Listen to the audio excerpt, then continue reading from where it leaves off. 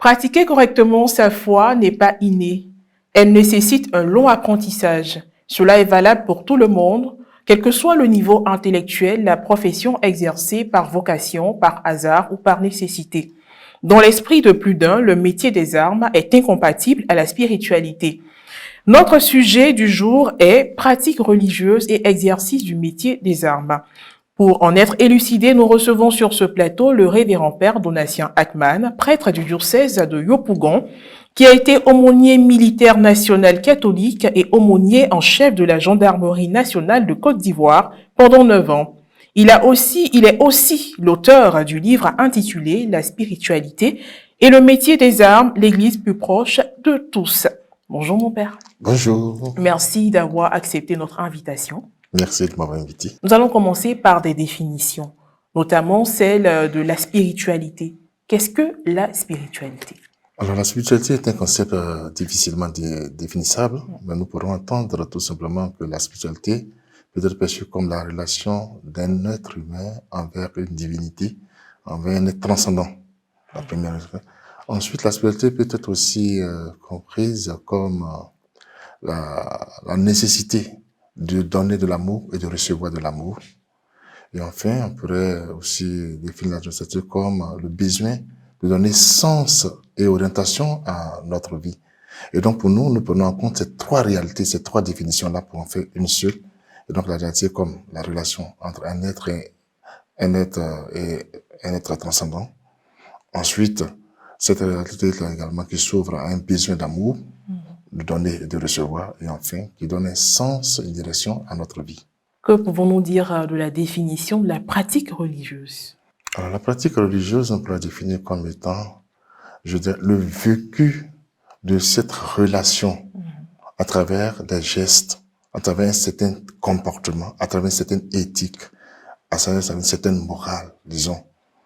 Et donc, pour ce qui est de l'Église catholique, nous pourrons tout simplement dire la vie des sacrements et des sacramentaux. C'est-à-dire vivre les sacrements, le baptême, avec tout ce que cela comporte comme engagement de ces sacrements-là, l'Eucharistie, la messe, le sacrement de la confession, le sacrement également de la pénitence. Ensuite, vivre également pour une certaine personne le sacrement des malades, pour les malades, pour le sacrement des malades. Ensuite, le sacrement de l'ordre et enfin le sacrement du mariage, disons. Et pour de l'ordre des sacramentaux, tout simplement, c'est la pratique des exercices de piété, tels que le chapelet, le chemin de croix, je pourrais dire la veillée, la neuvaine, les différentes dévotions. Vivre cela pleinement à travers notre attitude, nos comportements, nos gestes, et vivre également les engagements qui y sont rattachés. Comment peut-on définir donc le métier des armes? Qu'est-ce qu'il renferme? Le métier des armes, c'est tout simplement tout, je disais tout à l'heure, j'ai dit le corps des militaires et des paramilitaires, c'est-à-dire les policiers, quand je parle de paramilitaires, policiers, douaniers, eaux et forêts, c'est tout cet ensemble pour ce qui est de la Côte d'Ivoire. Et quels sont les indicateurs spirituels fondés sur des principes universels essentiels au développement de l'esprit humain? En parlant des indicateurs essentiels, vous voyez, il y a la première des choses qu'il faut, nous avons parlé de l'unité et la diversité. Vous voyez, c'est très important. Au départ, il faut savoir que c'est un concept, la spiritualité n'a pas été bien perçue au départ. On l'a conçu comme étant un épiphénomène. Et il a fallu que au niveau des Nations Unies également, ce discours-là soit répétitif et que il y ait une certaine volonté de revenir également sur cette dimension-là pour que maintenant, aujourd'hui, elle connaisse une certaine visibilité dans son acceptation et également dans sa connotation comme projet de vie, projet sociétal. Et donc, il y a d'abord l'un des indicateurs forts que nous devons reconnaître, la diversité, c'est d'abord l'unité dans la diversité, premier indicateur, comme je le disais au départ. L'armée, c'est un creuset qui est un corps qui accueille tous les fils et filles. Et donc, toutes ces personnes viennent de divers horizons et qui viennent dans ce corps-là pour épouser un seul esprit, une seule volonté et je dirais une seule éthique, une seule devise en vue de quoi? De servir la nation tout entière. Et donc, quand chacun vient avec sa singularité, il se départit de cette singularité pour épouser dans le moule, je dirais commun, une identité nouvelle qui aujourd'hui le met au service de tous, de la nation tout entière. Et donc, c'est déjà un creuset de cohésion et d'unité. Très important d'abord pour tout ce qui relève des armées et de la sécurité. Ensuite, il faut aussi parler de l'égalité des sexes. Et nous en avons parlé plus ou moins. L'égalité des sexes, c'est pour tout simplement offrir la même chance autant aux hommes que aux femmes. C'est vrai que nous sommes tous égaux, l'homme et la femme sont d'une égale dignité, mais dans leur morphologie, ils représentent deux types de morphologie, mais qui se complètent. Voilà. Et donc, dans ce creuset d'unité que l'on voudrait former, il est important qu'il y ait une certaine égalité pour éviter toute discrimination, facteur de division, facteur de désunion. Et voilà, donc c'est très important, cette unité-là. Il faut également l'autre indicateur qui est aussi sensible, c'est la recherche de la vérité. La recherche de la vérité, c'est aussi un facteur très important. L'homme est orienté vers le bien. Et l'homme a en lui le désir de Dieu.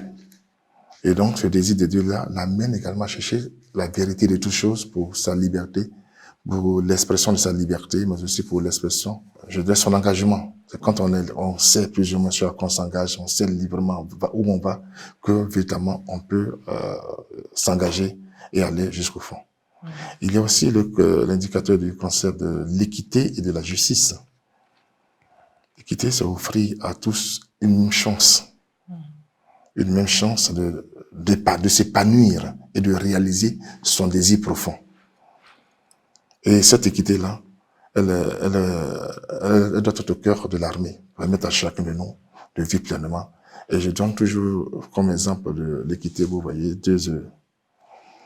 vous prenez deux localités qui sont dans un même environnement, sur un même territoire, et dans ces deux localités, l'école est gratuite. Question de justice. Oui. Très bien. Mais l'équité réside dans le fait que dans une localité, le manuel est offert gratuitement et l'autre, le manuel est payant. Il n'y a pas d'équité. Oui. Il y a la justice, parce que chacun a droit à l'école. Il n'y a pas d'équité parce qu'on n'offre pas à la localité B la possibilité d'avoir les mêmes chances que ceux-là de pouvoir réussir. Et on les facilite plus ou moins en leur donnant tout le manuel, alors que ici, si mon père n'a pas d'argent, si le père, le pauvre, n'a pas d'argent, il n'y a pas d'équité.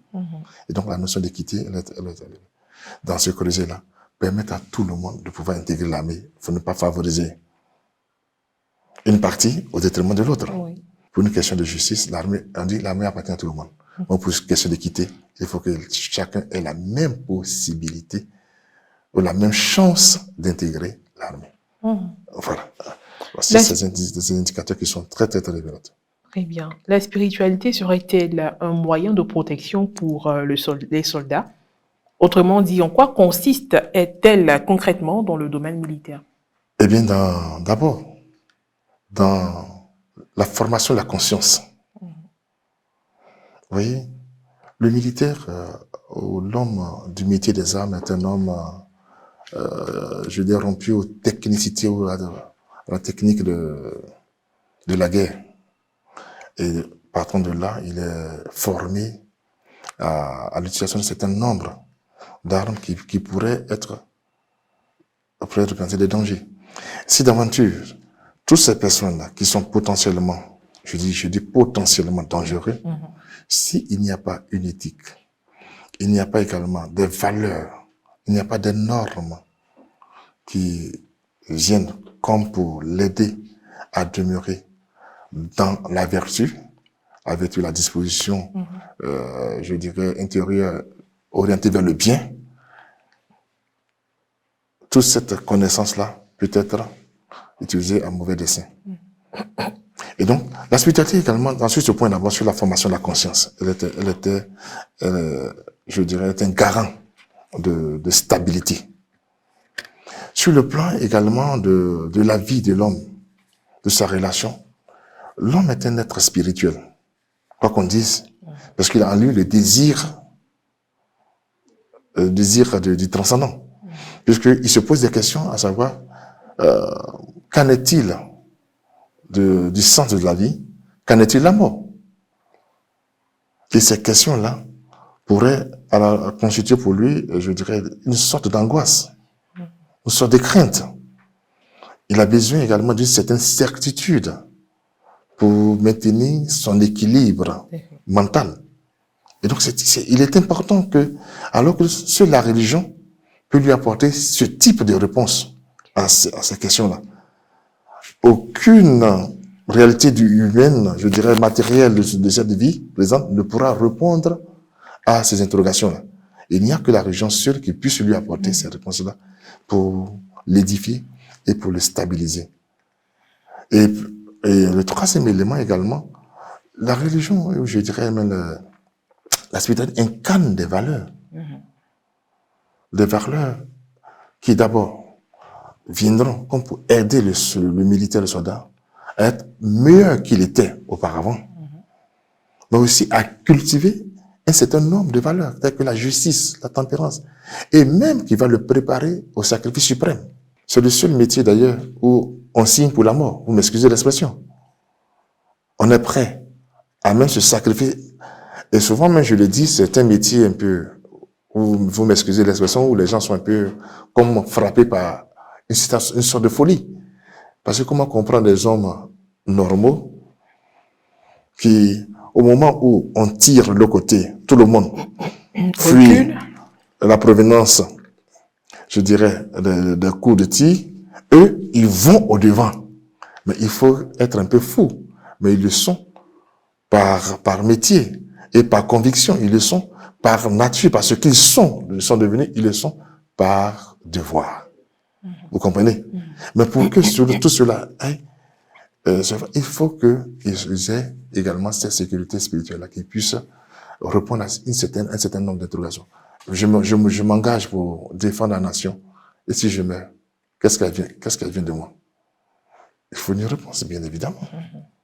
Et cette réponse-là qui va également affûter sa ferme conviction et l'aider également à s'engager. Tout le monde ne peut pas s'improviser guide religieux, spirituel. Seul l'individu est souvent contraint de se prendre en charge avec tous les risques d'erreur que cela comprend.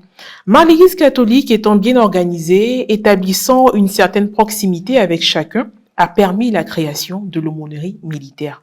Mon père, comment s'est fait l'avènement de l'aumônerie militaire en Côte d'Ivoire? Il faut comprendre que l'aumônerie militaire existe depuis je dirais, le 11 janvier 1967 par le décret signé plutôt des mains de notre feu président, Houphouët-Boigny, de 1967. Mais ce décret-là n'a été activé qu'en 2003, à la survenance de la crise que nous avons connue de 2002. C'est là que les autorités d'alors, les autorités militaires, vont activer la crise ou demander d'abord aux autorités religieuses de mettre à leur disposition des pasteurs, des prêtres et des imams pour encadrer les militaires spirituellement sur, je dirais, les sujets d'actualité qui s'opposaient à eux face à ce contexte nouveau. Est-ce qu'on peut être bon soldat et être bon chrétien ou être bon soldat? Est-ce que le soldat peut aller au front? Ce sont des questions qui ont surgi, je dirais, dans l'environnement des militaires. Et donc, ils ont demandé que les prêtres et les imams les soient, je dirais, envoyés. Et donc, Les autorités ont accepté et depuis lors ont mis en place les aumôniers. Et en 2012, nous avons connu une autre évolution. En 2012, le ministre de la Défense va accréditer 40 aumôniers de manière officielle auprès des forces armées de Côte d'Ivoire. C'est-à-dire les 40 aumôniers, 10 aumôniers par culte. En raison de 10 aumôniers par culte, nous avons 4 cultes. 10 aumôniers catholiques, 10 aumôniers protestants et évangéliques, 10 aumôniers musulmans et 10 aumôniers des églises révélées d'Afrique. Entendez bien les églises révélées d'Afrique, les Haris, Deima, Papa Nouveau, voilà. Aujourd'hui, quels sont les différents corps de l'armée ivoirienne encadrés par l'aumônerie militaire? Aujourd'hui, tous les corps sont encadrés par l'aumônerie militaire. La spécificité de l'aumônerie militaire, c'est de prendre en compte et les militaires et les paramilitaires. Pour ce qui est de la Côte d'Ivoire. Il faut s'entendre que chaque pays peut donner un contenu à son aumônerie militaire. Depuis la crise, il faut dire que depuis la crise que nous avons connue en 2003, depuis lors, les aumôniers ont eu à exercer leur présence, leur service de présence auprès de tous les corps, que ce soit les corps militaires comme les corps paramilitaires. Et c'est ensemble que nous vivons cette réalité de l'aumônerie. Père Donatien, en plus d'avoir eu un parcours, on va dire, en plus d'avoir baigné dans un cocon familial dont le chef de famille était un gendarme, vous avez eu un parcours de formation remarquable. Alors aujourd'hui, la question est de savoir comment est-ce qu'on devient aumônier militaire? Qu'est-ce qu'il faut pour devenir aumônier militaire? Est-ce qu'il y a des critères bien définis? Parce que l'histoire ne se répète pas pour tous les aumôniers militaires. Oui, effectivement, les aumôniers militaires, on ne s'autoproclame pas aumônier militaire. On ne se choisit pas aumônier militaire. Selon les besoins de l'armée, les autorités, je dirais militaires, s'adressent aux différents responsables des cultes. Pour ce qui est de l'Église catholique, ils adresseront un courrier à la conférence épiscopale des évêques, à la conférence des évêques de Côte d'Ivoire. Et il appartiendra à la conférence des évêques de Côte d'Ivoire maintenant de mettre à la disposition des prêtres qu'ils auront choisis pour accompagner les militaires dans cette aumônerie, dans ce creuset-là, pour assurer le suivi spirituel des militaires. Donc voilà. Très bien, mon père, nous avons pu constater que certains aumôniers militaires arborent le prestigieux uniforme. Bon, c'est pas pareil pour tout le monde. Est-ce qu'il existe différents types d'aumôniers dans le milieu militaire? Alors tout à l'heure, je vous ai dit que depuis 2012, le ministère de la Défense, à travers le premier responsable, le ministre de la Défense, a accrédité. Ils sont ceux qui sont reconnus officiellement. Et juste après l'accréditation, ils ont été mis à la disposition du chef d'état-major des armées qui les a affectés dans les différentes unités. Okay. Et tous les aumôniers affectés dans les unités portent la tenue de leur unité d'affectation. Parce qu'ils sont intégrés à cette unité-là. C'est ainsi qu'à la gendarmerie, tous les aumôniers affectés à la gendarmerie sont également à bord de la tenue de la gendarmerie pour s'identifier à eux, pour créer, je dirais, un contact facile, pour également être assimilé à eux et pour être plus proche d'eux. Et que, bien souvent, la voiture, la tenue de nos différents cultes ne fasse pas barrière. Parce que l'aumônier qui se présente à la troupe, il est l'aumônier de toute la troupe, de toutes les confessions. Il n'est pas l'aumônier, je me présente à la troupe, je ne suis pas l'aumônier catholique. Je suis l'aumônier de la troupe ou de l'unité. Et donc, tous les membres de l'unité qui auront des difficultés, qui présenteront des difficultés, viendront rencontrer l'aumônier. Mais pour des questions spécifiques au culte, l'aumônier se doit de prendre attache avec un aumônier de son culte pour régler les questions spécifiques. Voilà qui est clair. En quoi consiste le rôle donc d'un aumônier militaire? Le tout premier rôle de l'aumônier militaire, c'est un rôle, je dirais, cultuel. C'est pour la pratique religieuse, d'abord, spirituelle. Et en plus de ce rôle-là, il a un rôle également de conseiller auprès du commandement pour les questions qui sont relatifs à son domaine. L'aumônier est également ce compagnon-là, cet ami. Écoute. L'aumônier n'a ni grade ni rang dans la hiérarchie militaire, mais il prend le grade de celui qui est en face de lui pour lui parler d'égal à égal. Si je suis devant un sergent, l'aumônier a le grade de sergent. Si je suis devant un général, le grade de général. De sorte que cette sorte de grade caméléon lui permettent à son interlocuteur d'être à l'aise et de lui parler correctement. Et si on fixe un grade à l'aumônier, c'est-à-dire tous ceux qui sont au-dessus de lui vont le regarder d'une manière condescendante, et tous ceux qui sont en dessous de lui ne sauront pas comment, je dirais, avoir accès à lui. Donc, c'est le seul, je dirais, élément qui est tout à tous. L'aumônier, c'est sa définition. Il doit être tout à tous. Et donc, aussi, c'est un médiateur dans les conflits éventuels. L'aumônier est également aussi le garant des valeurs et de l'éthique et de la morale.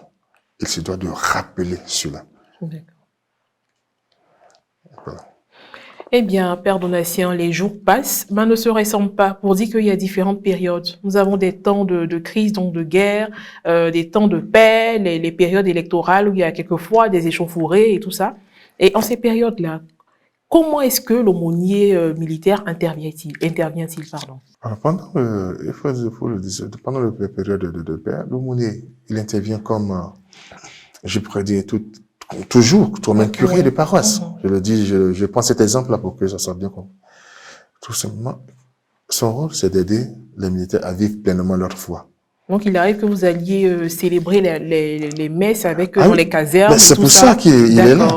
C'est pour ça qu'il a été détaché. La définition de l'aumônier, c'est la présence de l'Église au cœur du monde militaire. D'accord. C'est tout.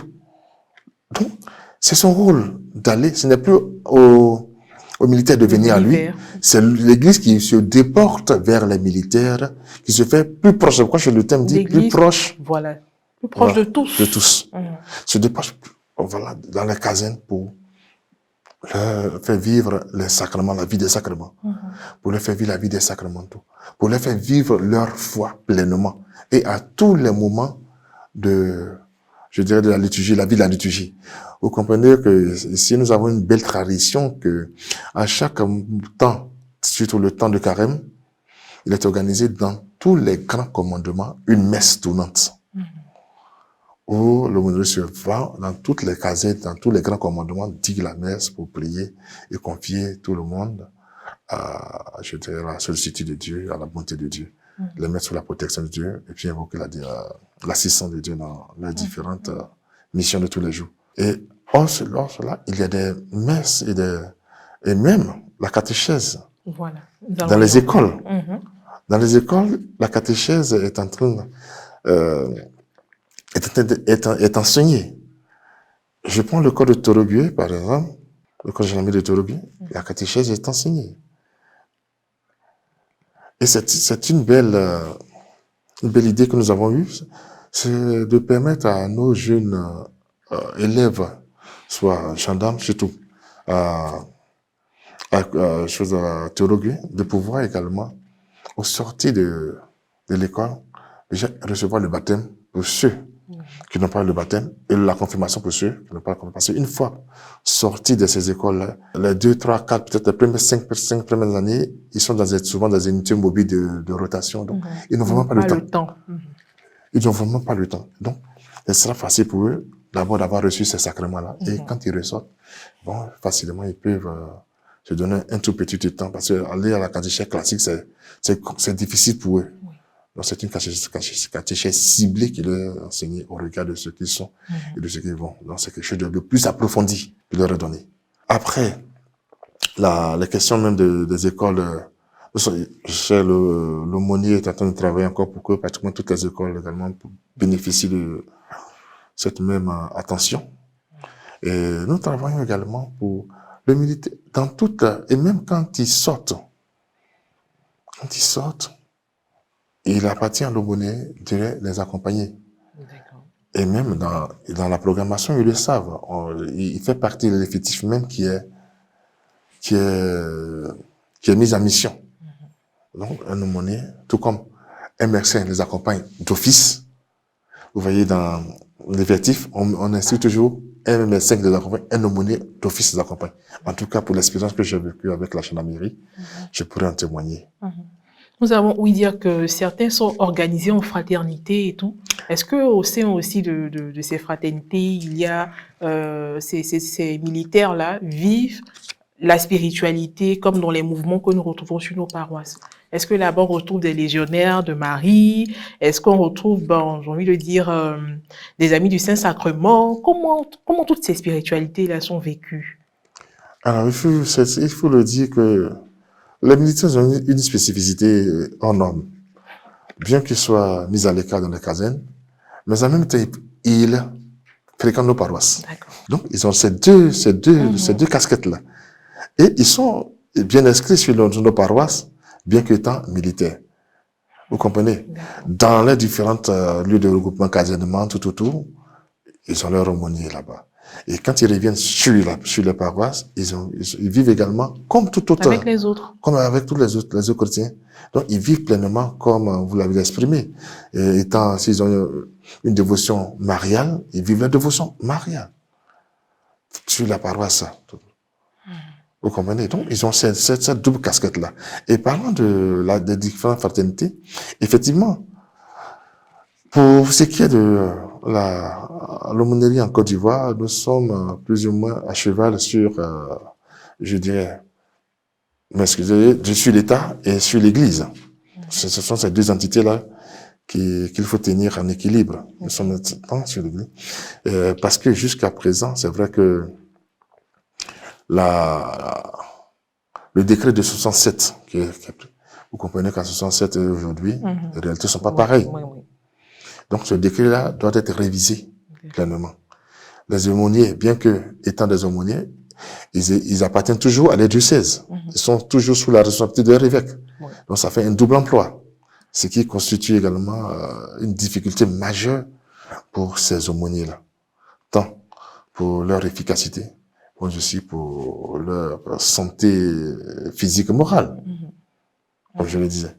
Et donc, aujourd'hui, jusqu'à ce que je parte de l'aumônerie, nous avons, je sais que les aumôniers font mieux de pied pour que cette situation soit réglée, pour que un décret nouveau soit pris et qu'un arrêté ministériel également soit pris pour leur permettre un détachement complet, pour être plus efficace. Parce que là, ils sont qui sont en paroisse. Ils sont encore comme en paroisse. Ils sont curés de paroisse. Ils sont vicaires de paroisse et en même temps aumôniers d'autres mouvements paroissiaux. Paroissiaux et en même temps, vous voyez, tout un double emploi alors que ce métier des aumôniers, disons, cette charge, cette mission des aumôniers, elle est très difficile. Elle est très exigeante. Cette charge est très exigeante. Donc, cette charge-là, il faut nécessairement que ces aumôniers-là soient complètement détachés. Et même, les militaires également ont besoin que ces aumôniers-là les rejoignent sur le terrain. D'accord. Oui, ils le disent, ils l'expriment. Ils ne comprennent pas bien souvent que on leur a fait un aumônier et qu'ils ne soient pas avec eux, qu'ils ne vivent pas avec eux. Ils viennent pour des circonstances. Voilà. Parce que l'aumônier, c'est celui-là qui est avec eux, qui les épouse, qui marche avec eux, qui partage leur quotidien. Pour qu'ils vous accueillent, ils vous acceptent. Sinon, dans leur entendement, ils vous verront comme des civils. Hein. Donc, vous n'êtes pas encore de l'heure. Vous n'êtes pas encore de l'heure. Vous voyez, ça présente un peu des difficultés. Oui. Et donc, c'est à ces difficultés-là qu'ils sont en train de travailler, pallier les aumôniers. Et vraiment, si véritablement nos responsables voudraient vraiment approcher les autorités qui leur ont demandé, véritablement, ça serait une bonne chose pour non seulement ces aumôniers, mais pour l'aumônier tout entier. Il faut une réorganisation pour que Très bien. véritablement Nous aurons cela soit. l'occasion d'en parler au moment des propositions, des suggestions. Mais parlez-nous même de l'intervention de l'aumônier militaire en temps de guerre. Alors, Est-ce qu'il part sur le chemin de bataille aussi, le ah terrain oui, de bataille aussi? ah oui, vous voyez, vous comprenez pourquoi est-ce que les militaires voudraient que ces aumôniers-là soient de leur, soient avec eux. Mais pour aller sur un champ de bataille, il faut avoir fait la formation d'abord. Mhm. Ah non, on ne se lève pas au jour au lendemain pour improviser une action périlleuse. On la conçoit, on la construit et on l'exécute. Et donc, les aumôniers doivent être d'abord formés. Pour être formés, il faut les détacher. Oui. Nous avons eu la chance, moi pratiquement j'ai eu la chance d'avoir fait le service militaire. Et je me rappelle bien de l'expression du commandant école. Au départ, c'est vrai que c'est à la fin de notre stage, de notre formation, quand nous sommes allés en bivouac, quand il est arrivé, il nous a regardé et dit, maintenant, vous êtes des nôtres. Vous voyez, c'est au terme de cela que nous avons été intégrés, vous êtes des nôtres. Mais c'est lors de cette formation que vous apprenez, et le maniement des armes, et le règlement militaire, et les enseignants, et tout ce qui concerne l'armée. C'est là, ça seulement. Mais pour que vous nous trouviez sur le champ, il faut avoir fait cette formation-là. Et également, cela fait partie de vos prérogatives, également d'être aussi les accompagner au plus proche même du danger pour assurer le service religieux. Ils en ont besoin, plus que jamais, quand ils sont sur les premières lignes de front. C'est pourquoi l'aumônier également va sur les lignes de front. Il les accompagne. Là, partout, le militaire est l'aumônier, ça doit d'y être. Il assure le service religieux. Le service religieux, la prière, pour remonter le moral de la troupe. Oui. La prière aussi, pour les offices. 3, pour accorder une sépulture selon les convenances religieuses à ceux qui sont morts. Aussi pour accompagner les mourants. Il y a aussi ce service-là, accompagner les mourants. Pour donner cette assurance qu'il est, voilà, l'onction des malades, tout sur le champ de guerre. Donc, sur le champ de guerre, il est aussi appelé. Il est aussi une sorte de visage de l'humanité encore présente dans, je dirais, cette humanité défigurée par la guerre et par les atrocités. Il rappelle encore la présence de Dieu. Il rappelle encore certaines valeurs. Donc, son rôle également sur le terrain. Et c'est doit également, là aussi la mission de rappeler certaines valeurs, certaines normes, et le respect de certaines éthiques. Oui. Vous comprenez? Donc, c'est pourquoi je dis, il rappelle le visage plus humain de l'homme dans ce champ de déshumanisation ravagé par la guerre. Donc voilà, voici le rôle de l'aumônier en temps de paix, en temps de guerre. En temps de guerre, en temps de crise. Très bien. Alors mon père, en plus de la messe tournante dont vous parliez, l'aumônerie militaire organise également des pèlerinages, surtout pendant le temps de carême. Comment cela se fait? Alors tout à l'heure, je vous disais qu'à chaque moment important de la vie de l'Église, l'aumônier également prépare les militaires à vivre leur foi. Parce que le rôle de l'aumônier, c'est de permettre aux fidèles, à ces fidèles, qui sont qui? Les militaires, ces fidèles-là, de vivre pleinement leur foi. D'une manière particulière, bien sûr. Et donc, le temps de carême, c'est le temps également de pèlerinage. Et d'ailleurs, l'aumônier organise deux pèlerinages, non, 3 pèlerinages. Il y a d'abord le premier pèlerinage qui est le temps de carême. Ensuite, il y a le pèlerinage de Lourdes, le pèlerinage militaire de Lourdes organisé, voilà. Et enfin, le pèlerinage de fin d'année, disons, le pèlerinage de fin d'activité, voilà. Mais le pèlerinage de Lourdes n'est pas organisé, je dirais, par l'aumônerie, mais en collaboration. C'est un pèlerinage organisé par l'État, avec une composition, je dirais, une organisation propre, mais avec la participation de l'aumônier national, avec la participation de l'aumônerie, en quelque sorte. Mais là, il y a 2 grands pèlerinages, le pèlerinage de carême et le pèlerinage de fin d'année. Quels sont les avantages de la pratique de la foi on va dire, qu'est-ce que la pratique de la foi apporte au métier, aux personnes qui exercent le métier des armes, les avantages? Les avantages d'abord, l'humilité. Mhm. Parce que quand vous possédez la puissance de feu, vous êtes un surhomme, hein. Vous avez la capacité de dire attention. On vous ramène à vos Seigneurs. Attention. D'abord, l'humilité. Vous voyez, la foi incarne des valeurs. La spiritualité incarne des valeurs. Ou la foi incarne des valeurs. Et la foi nous commande de décliner ce que nous ressentons dans le cœur à travers des actes concrets qui épousent notre engagement, qui épousent l'esprit dans lequel nous sommes. Mhm. Et donc, il y a d'abord l'humilité. Parce que l'une des valeurs qu'il y a, c'est l'humilité, notre foi nous l'humilité. Ensuite, la chose nous ramène à notre humanité, nous rappelle que nous sommes hommes. Vous voyez, sans Dieu, nous ne sommes rien. Le Christ nous dira, sans moi, vous ne pouvez rien faire. Donc, nous sommes hommes. Troisième chose, l'amour. Nous aimer les uns les autres. Oui, il y a des valeurs, assez de valeurs que la foi qui sont rattachées à la foi et qui nous rappellent également l'essentiel de notre vie. Il y a la vérité. La vérité de ce que nous sommes, la vérité de ce que nous devons rechercher en toutes choses. Il y a aussi la tolérance. Mais la foi aussi est un élément fort, un catalyseur puissant de résilience. D'accord. Grâce à la foi, on peut rebondir à toutes sortes de catastrophes. Je me rappelle qu'en 2012, pour la petite histoire, en 2012, on sortait fraîchement de la crise. Vous vous rappelez?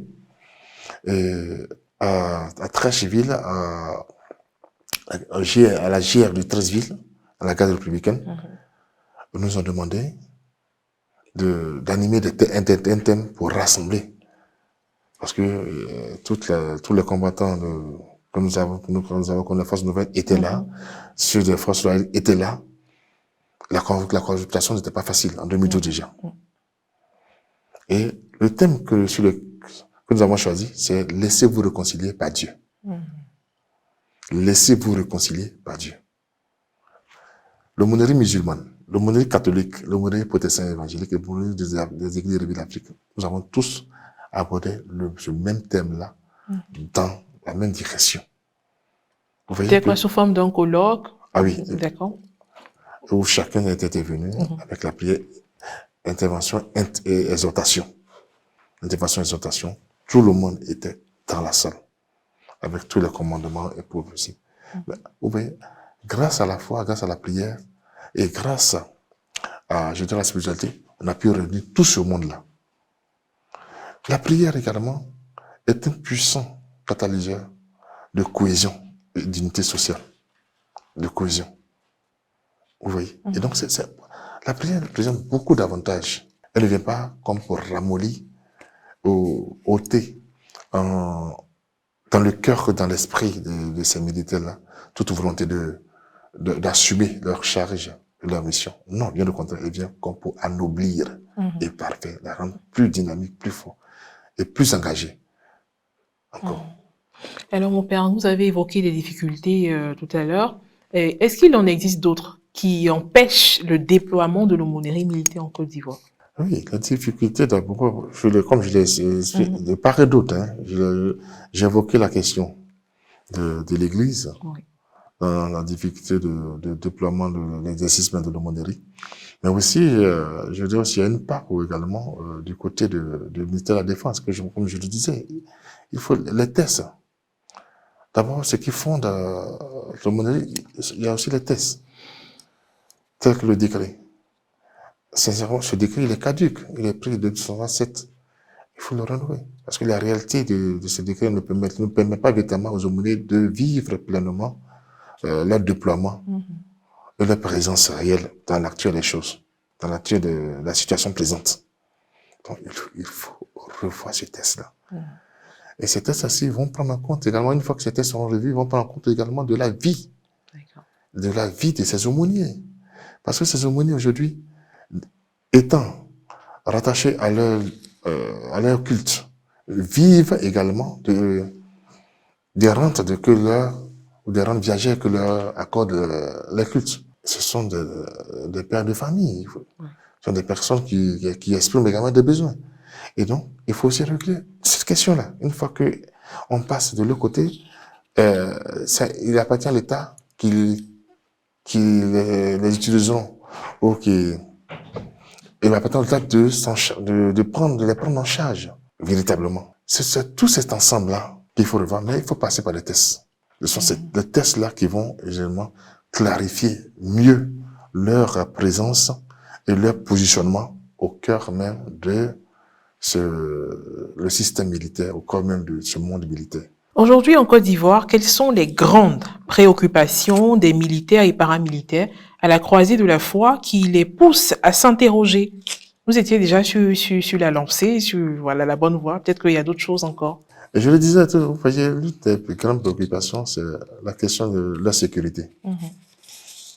On me dira, bon, ils ont les armes. Moi, je ne parle pas de cette sécurité. Nous sommes dans un contexte africain. Oui. Avec tout ce que nous avons comme mythe et mystère. Vous vous rappelez de cette émission, mythe et mystère. Nous sommes également issus je dirais, de cultures différentes avec tout ce que nous avons comme représentation, comme, je dirais, vision. Il n'y a pas cette sécurité-là. Dans cet univers où on parle de fétichisme, de sorcellerie, de mysticisme, et que ces gens, de génie, d'adoration, il y a toute une flopée, une floraison de mots ou de réalités invisibles auxquelles Africains y croient. Bon, il y a également et il y a 80% où vous verrez que ces réalités-là ont un impact sur leur vie. Si ce n'est pas leur vie personnelle, c'est leur vie, c'est également leur vie, je dirais, familiale. Vous comprenez? Il y a d'abord ce volet-là. De deux, il y a aussi le sentiment d'injustice également qu'ils vivent et de discrimination, qui sont des choses que nous vivons à tous les niveaux. Oui. L'aumônier qui est une oreille attentive aussi écoute et souvent produit des conseils. Il y a cela. Il y a aussi des difficultés relationnelles. Comment gérer les relations interpersonnelles? Là où il y a l'homme, il y a aussi l'hommerie. Ah oui, il y a tous ces facteurs-là, des facteurs, je dirais, exogènes, qui sont de l'ordre de la relation, de l'ordre extérieur. Non? Et puis il y a des endogènes qui sont intérieurs à chacun. Vous voyez que l'homme est régi par tout un métabolisme complexe. Ouais. Il y a certains qui développent souvent ils développent un certain sentiment de frustration, de culpabilité. Et ce sont des facteurs également qui jouent ou qui impactent leur vie. Et si cela impacte leur vie, cela impacte également leur rendement. Leur vie professionnelle. Leur vie professionnelle. Ou leur mission. Et donc, c'est important. Il y a toutes ces difficultés-là que l'aumônier, étant présent, je dirais, par son ministère de présence-là, essaie d'aborder, de discuter et même de souvent proposer quelques conseils. La grande question, c'est de savoir si l'exercice du métier des âmes ferait-il fi de l'état d'âme. Vous serez un peu plus précis en disant que nous sommes tous des enfants de Dieu. Mon père, je ne vous apprends rien. Donc le militaire, bien qu'il soit un citoyen, ne soit pas un citoyen ordinaire, il est également un enfant de Dieu. L'assaillant est un enfant de Dieu. Comment le soldat chrétien doit-il appréhender le 6e commandement, tu ne tueras pas, surtout en période de guerre? Ah, vous voyez que vous-même, vous situez le contexte dans une période bien définie. Et moi, bien avant d'arriver à ce contexte, je reviens un peu plus en avant. Vous comprendrez que tout à l'heure, vous l'avez décrit que le militaire même est un chrétien, est un fils de Dieu. Et effectivement, quand vous prenez la Bible, vous lisez un peu les Écritures. Je prends un peu le Nouveau Testament. Le centurion romain qui est venu demander, quérir je dirais la présence de Christ chez lui pour guérir son serviteur. N'était-il pas soldat? Et pourtant, le Christ a dit de lui qu'il n'a pas vu une foi aussi grande. en Israël. Est-ce que le Christ lui a fait des reproches sur la nature de son métier? Non. Sur sa relation. Ça, c'est le premier point. Jean-Baptiste, quand Jean-Baptiste se prêchait, des soldats sont allés le voir. Que devons-nous faire pour avoir la vie éternelle? Il leur a dit, ne retenez pas autre solde, ne demandez pas d'autre solde que ce que vous recevez. Est-ce qu'il leur a fait des reproches sur ce qu'ils sont? Sur l'exercice de leur métier? Non. Dieu lui-même, dans l'Ancien Testament, n'a-t-il pas défini comme le Dieu des armées? N'a-t-il pas mené de combat avec le peuple d'Israël pour libérer ce peuple de la barbarie ou de la diversité des autres peuples? Et pourtant, c'est le même Dieu aujourd'hui. Alors quand vous prenez ce cas, je vous ai toujours dit que l'usage de la force est toujours, l'usage légal de la force, elle est toujours encadrée par la loi. Et quand elle agit dans la loi, encadrée par la loi, il n'y a pas à s'inquiéter. C'est dans la légalité. D'abord, le soldat, qui est-il? Ce n'est pas un homme de guerre. Ce n'est pas d'abord un homme de guerre. C'est un serviteur de la paix. Le nom comme serviteur de la paix, c'est pourquoi on le définit comme étant, aujourd'hui, qu'est-ce qu'on dit? Ce sont les services d'ordre, comme on l'appelle bien souvent. Les forces de l'ordre, n'est-ce pas? Les forces de l'ordre. Dieu lui-même l'a ordonné. Dieu lui-même l'a ordre. Je vais vous donner un petit exemple. Regardez bien par le jour quand le Christ a voulu multiplier le pain. Quand il a regardé les personnes qui étaient là, comme une foule, affamées, il leur a dit, commencez par les faire asseoir. Commencez par les ordonner d'abord, avant que je leur donne. Donc Dieu, il est d'abord ordre. Et donc les militaires que nous voyons sont des hommes de l'ordre. Ils n'interviennent que pour rétablir l'ordre. Et quand le désordre arrive avec tous ses corollaires de malheur, ils s'y portent pour rétablir l'ordre. Et c'est dans le rétablissement de l'ordre-là qu'ils feront usage de leurs armes en cas de légitime défense. Parce que là, ils vont dedans, ils sont. Vous voyez, quand je donne toujours les situations de l'ordre, parce que là, il faut voir, quand on parle de situations de l'ordre, il faut faire. Quand il y a des manifestants qui troublent l'ordre, on n'envoie pas l'armée pour les tirer. On envoie un type de sécurité qui correspond à la situation. Et quand ils vont, les moyens qu'ils utilisent, qu'ils déploient, sont des moyens qui sont régis par les normes. Ils ne font pas ce qu'ils veulent. C'est régi par les normes. Avant même d'être déployé, il faut une réquisition. Et les réquisitions, on sait qui doit actionner ces réquisitions-là avant qu'ils ne soient déployés. Et quand ils vont, ils ont un certain nombre de règles à respecter. Parce que ces personnes-là, ils sont investis de la force de l'État. Et la force de l'État demeure force quand cette force est encore maîtrisée. Mais quand elle n'est plus maîtrisée, elle bascule où? Dans la violence. Et là, on parle de bavure. Parce qu'ils sont allés au-delà. Quand elle est encore maîtrisée, elle est dans les normes, dans l'application des normes. Et donc, les militaires, face au 6e commandement dont vous parlez, en période de guerre, ils vont pour défendre. Ils vont pour rétablir. Ils vont pour maintenir la paix. Le 6e commandant n'a pas de place ici. Mais si d'aventure, dans le rétablissement de cette paix-là, dans le rétablissement de cet ordre-là, vous arrivez à désarmer l'assaillant qui vient ou l'ennemi qui vient, vous n'avez plus le droit de le mettre à mort. Vous comprenez? Il n'y a plus de légitimité de défense. Il n'y a plus de rapport de force. Il n'y a plus rien. Là, vous le prenez comme prisonnier, vous le gardez. Et vous assurez sa sécurité. Tout à fait. Vous comprenez? Que tout est, je dis toujours, tout encadré par des normes. Si les normes sont respectées, ils agissent dans la légalité. S'ils respectent les normes, ils agissent dans la légalité. S'ils agissent au-delà des normes, ce n'est plus la force de l'État. Ils ne sont plus investis dans la force de l'État, mais ils basculent dans la violence. Et donc, ils sont jugés pour ces actes. Vous comprenez pourquoi est-ce que lors des bavures, on juge le responsable. Et pourtant, c'est l'État qui lui a doté de cette arme, mais c'est pas l'État qui s'en a servi. Oui. Donc voilà. Très bien. Alors, mon père, pour terminer, quelles propositions concrètes faites-vous pour que les autorités accordent beaucoup plus d'importance à l'aumônerie militaire en Côte d'Ivoire? Ça sera la dernière question. Alors, pour que véritablement, c'est un plaidoyer que les aumôniers ne cessent de faire à l'endroit des autorités,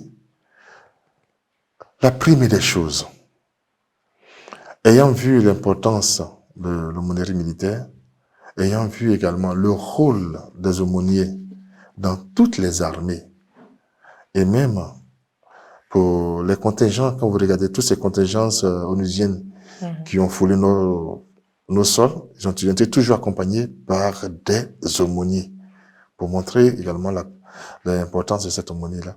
La première des choses, c'est de demander aux autorités de prendre à bras le corps cette aumônerie-là, en regardant les tests, en octroyant à un nouveau décret, un nouveau test. Et vous verrez que jusqu'à présent, c'est vrai, le décret de 67 exits, il est caduc, pour remplacer ce décret-là. De deux, un arrêté accompagné par un arrêté ministériel. Le problème sera résolu. Si ces deux tests, sur le plan juridique, c'est pourquoi c'est une volonté politique. Si cette volonté politique est vraiment prise et mise, je dirais, en exécution, le problème de l'aumônerie sera définitivement réglé. Une fois que les responsables des cultes verront que la question de la prise en charge est résolue, ils vont libérer. Ils libéreront eux-mêmes de bonne conscience ces aumôniers-là, parce que dorénavant, ils savent que ces aumôniers sont confiés à la responsabilité et à la charge du ministère de la Défense. Père Donatien, merci infiniment d'avoir répondu à nos questions sans détour. Merci d'être passé sur ce plateau. Et voilà, chers téléspectateurs, pratiques religieuses et exercice du métier des armes, tel était le thème au cœur de cette émission, dont l'invité est le révérend père Donatien Ackman, prêtre du diocèse de Yopougon, ex-aumônier militaire national catholique et ex-aumônier en chef de la gendarmerie nationale de Côte d'Ivoire, également auteur du livre La spiritualité et le métier des armes, l'Église plus proche de tous. Et voilà, merci pour votre aimable attention. Merci également à toute l'équipe de production. Merci et que Dieu nous garde.